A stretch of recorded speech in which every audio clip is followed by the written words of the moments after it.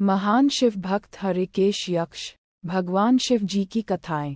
शिक्षाप्रद कथा। प्राचीन काल में रत्नभद्र नाम से प्रसिद्ध एक धर्मात्मा यक्ष गंधमादन पर्वत पर रहता था। उनके पूर्णभद्र नामक एक पुत्र उत्पन्न हुआ।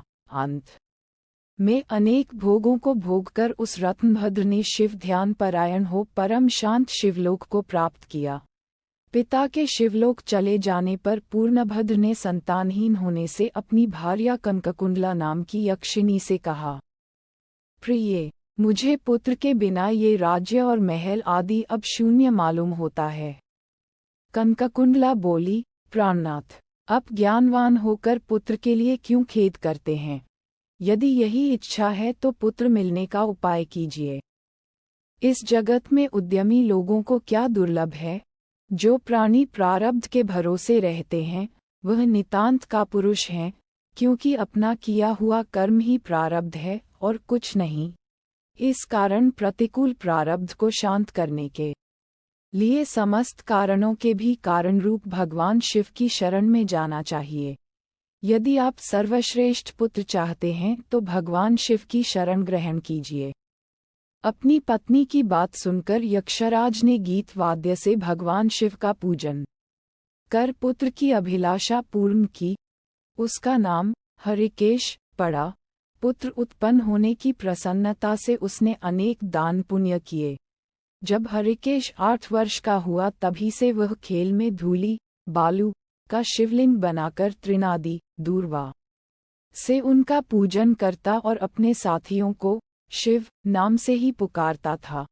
वह रात दिन हे चंद्रशेखर, हे भूतेश, हे मृत्युंजय, हे नीलकंठ आदि पवित्र नामों का उच्चारण करता रहता और मित्रों को प्रेम करता हुआ बार बार इन्हीं नामों से पुकारता रहता था। उसके कान के नाम के अतिरिक्त अन्य किसी को ग्रहण नहीं करते थे। वह शिव मंदिर को छोड़कर किसी अन्य जगह नहीं जाता। उसके नेत्र शिव के अतिरिक्त और कुछ देखने की इच्छा नहीं रखते थे। वह स्वप्न में भी भगवान शिव को ही देखा करता था। हरिकेश की यह दशा देखकर उसके पिता ने उसे गृह कार्य में लगाने की अनेक चेष्टाएं की, किंतु उस पर कुछ भी असर नहीं हुआ। अंत में हरिकेश घर से निकल गया। कुछ दूर जाकर उसे भ्रम हो गया और वह मन ही मन कहने लगा, हे शंकर, कहाँ जाऊं, कहाँ रहने से मेरा कल्याण होगा। ये सोचकर उसने अपने मन में विचार किया कि जिसकी कहीं ठिकाना नहीं है उसका काशीपुरी ही आधार है। इस प्रकार निश्चय कर वह काशीपुरी को गया। जिस अविमुक्त क्षेत्र में पंचभौतिक देह त्याग कर प्राणों का शिव की प्रसन्नता से फिर देह से संबंध नहीं रहता, उस आनंदवन में जाकर तप करने लगा। कुछ समय बाद भगवान शिव ने पार्वती को अपना विहार वन दिखाया। वह अनेक सुगंधयुक्त पल्लवों से शोभित था। शिव बोले, हे देवी, जैसे तुम मुझको बहुत प्रिय हो वैसे ही यह आनंद वन भी मुझे परम प्रिय है। मेरे अनुग्रह से इस आनंद वन में मैं मरे हुए को जन्म मरण का बंधन नहीं होता, अर्थात वह फिर संसार में जन्म नहीं लेता। पुण्यात्मा के कर्मबीज विश्वनाथ की प्रज्वलित अग्नि में जल जाते हैं, उसी से फिर वे गर्भाशय में नहीं आते। काशीवासी लोगों के देहांत समय में मैं ही तारक ब्रह्म ज्ञान का उपदेश देता हूँ, जिससे वे उसी क्षण मुक्त हो जाते हैं। कलियुग में विश्वनाथ देव का दर्शन पूजन, काशीपुरी, भागीरथी गंगा आदि का सेवन तथा सत्पात्र को दान विशेष फलदायक होता है। हे देवी, काशीवासी सदा मुझ में ही बसते हैं, इससे मैं उनको अंत में संसार सागर से पार कर देता हूँ। यह मेरी प्रतिज्ञा है। इस तरह वार्तालाप करते करते भगवान शिव उस स्थान पर गए जहाँ हरिकेश समाधि लगाए बैठा था। उसको देखकर पार्वती ने कहा, भगवन, यह आपका तपस्वी भक्त है। इस समाधिस्थ भक्त को वर देकर इसका मनोरथ पूर्ण कीजिए।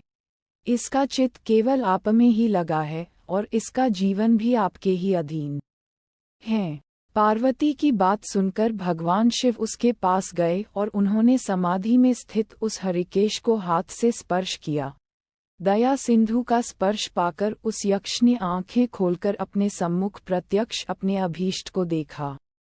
गदगद स्वर में यक्ष ने कहा कि हे शंभो, हे पार्वतीपते, हे शंकर, आपकी जय हो। आपके कर कमलों का स्पर्श पाकर मेरा ये शरीर अमृत रूप हो गया। इस प्रकार प्रिय वचन सुनकर भगवान शिव बोले, हे यक्ष, तुम इसी क्षण मेरे वर से मेरे क्षेत्र के दंडनायक हो जाओ। आज से तुम दुष्टों के दंडदायक और पुण्यवानों के सहायक बनो और दंडपाणी नाम से विख्यात होकर सब उद्भट गणों का नियंत्रण करो। मनुष्यों में सत्य, अर्थ नाम वाले संभ्रम और उद्भ्रम, ये दोनों गण सदा तुम्हारे साथ रहेंगे। तुम काशीवासी जनों के अन्नदाता, प्राणदाता, ज्ञानदाता हो और मेरे मुख से निकले तारक मंत्र के उपदेश से मोक्षदाता होकर नियमित रूप से काशी में निवास करो। भगवान शिव की कृपा से वही हरिकेश यक्ष काशी में दंडपाणी के रूप में स्थित हो गया और भक्तों के कल्याण में लग गया।